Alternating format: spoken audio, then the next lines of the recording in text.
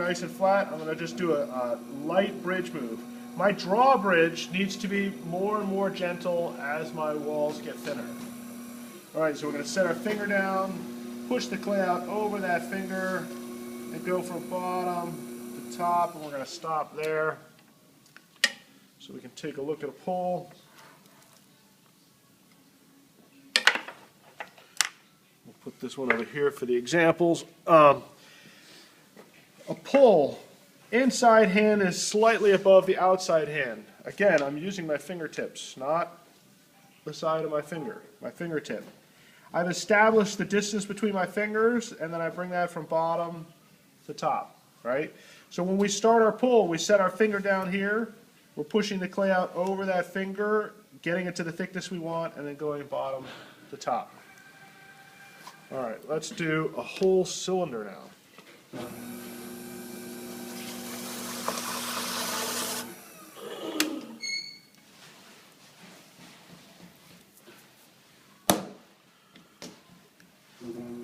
Slow wheel, small contact points, your body's moving it in, you're going to come in and hold a position, and hold a position, and move in and hold that position, and move in and hold that position. Notice with this small piece of clay, fingers are not coming up. Karate chop, coming towards center. I rest my karate chop up against my mushroom control. It helps it from being pulled into the moving away clay.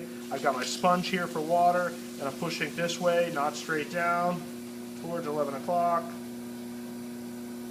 And a good release.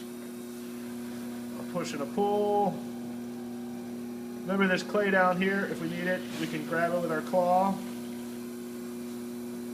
And then going for a nice dome.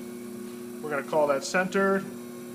Going to go find my center, push a little bit off center. And I have some friends that will do most of their dive with this move, and if that's comfortable, that's fine. I like the heavy metal move. I'm going to dive in, again, staying on the 530 side of center. Stop when I think I get to the right point. Stab and measure. That's about where we want to be. And in the beginning, if you stab and measure, go all the way to the wheel head, don't worry about it. You know, we'll fix it, or we'll just not use that cylinder, but keep going. We're going for opening. We're going to have a decent amount of pressure, and then when we get close, we're going to lighten up so we can finish with zero pressure, not have to jump away. We want to do a good release. We're going to pack our bottom down, compress the bottom, so we're on step number 3 right here. Pack the bottom down.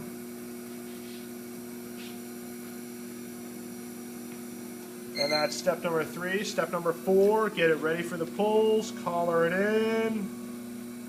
Good release, fix your rim. Set your moisture on the inside.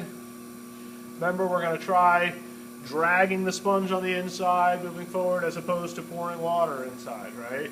The dragging is just a better habit to get into. When you start doing bottles and stuff, you won't end up with soggy bottoms and such. Alright, so we're ready for our pull. I'm going to start, if you notice, I use fairly fast wheel speed for all of those moves. Going to move to my pulls. I'm going to slow down a little bit. For you guys that are having wonky pots happen, I want you to mark your wheel head so you can see how many times it's going around on the way up. So you're going to set your finger down, and you're going to come up gradually and do a good release. I've got a little piece of something in my clay here. We'll see how far I can go without it tearing open. Going for my next pull. If it's a little bit wider up here, we're going to collar it in. Collar is just a strip of our hand. Start on the top, we're going to slide our hands together until our rim is the narrowest part of our form. On all of these first cylinders, I want your rim to be as wide or the narrowest part of the form. I do not want it to be the widest part of the form. Set your moisture content. Finger on the outside getting ready.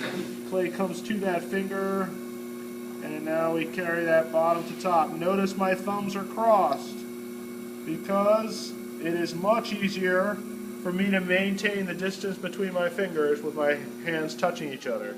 Even when I do long cylinders, as soon as I get to the top and they can cross, I cross them. My rim looks good still. Just make sure it's strong. Set my finger down and push the clay out over that finger. And bottom to top. Whoever wedged this clay did a terrible job. It's going down. All right. Nothing like a demo that collapses, yes. Okay, so what would you do in this case if you wanted to keep this? I would, come in here with my metal rib and straighten this guy up. So I have a thin spot down below. And when this starts to happen to you, instead of smashing the pot, which is fun to do,